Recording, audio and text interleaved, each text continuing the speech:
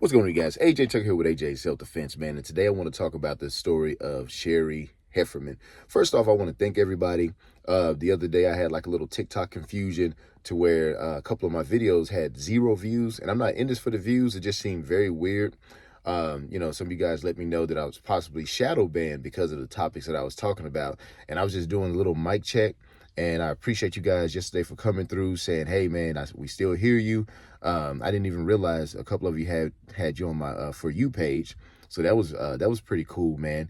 And my goal here is to get on here and not necessarily teach you tactics or fighting skills or whatever, but it's basically to show that attacks come from all sorts of angles. It can be unexpected. It can be from a person that you did not expect it from in a way that you did not expect.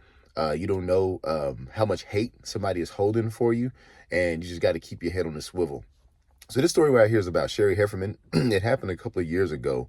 This daughter, she killed her dad and her dad's girlfriend, and she was in her 50s and he was in her 70s and the girlfriend was in his 70s. So I'm gonna give a quick rundown. You can look up the article and see how it went down. They give a longer description, but basically he was estranged from both of his daughters. He loved them unconditionally, and so he was still, trying for her, but it just wasn't a good thing.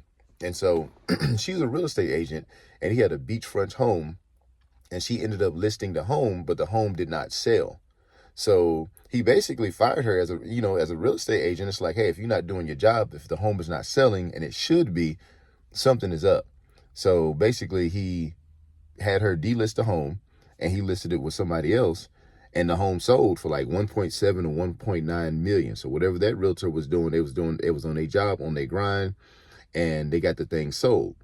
And also, there's a possibility that he took her and the sister off of his will. Now, in order for somebody to take somebody off the will, they've had to be pulling some stuff for a long time.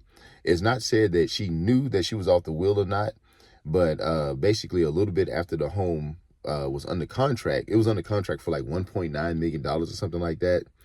All of a sudden they went missing. So people who normally talk to them, they couldn't get a hold of them for about 4 days. And so the police, they finally went to the home.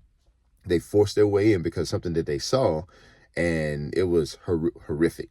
So she still holds on to her innocence that she didn't do it, but they have surveillance proof and they have all this type of proof that she did. So I'm going to go ahead and assume that she did.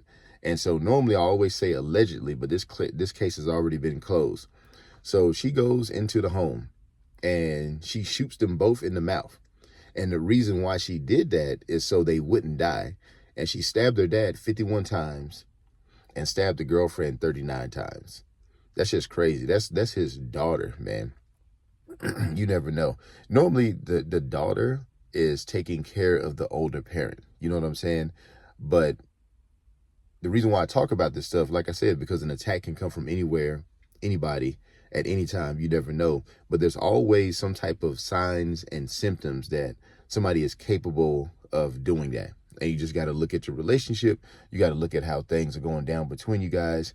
But I'm sure the dad did not expect for his daughter, even though they were estranged, to take it to that level. There was probably some angst between them where he had to like just kind of distance himself from her. But that's crazy, And so that's why I keep on talking about these stories, man. Like self-defense, you can find like little tactics. What I teach is very simple. It's just quick and dirty self-defense.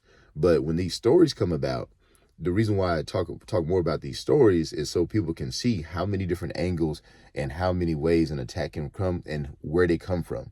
They don't come from anybody in particular. It can be from anybody that you know, love, and trust, somebody that you have a rapport with. So that's all I got for this one, man. If you don't want to add to this story, or if you know anything about this, comment in the section below. Again, I appreciate you guys yesterday and just all the interaction, man, because I love talking about this stuff. Anyway, have a good day. Happy New Year, and I'll see you on the next one.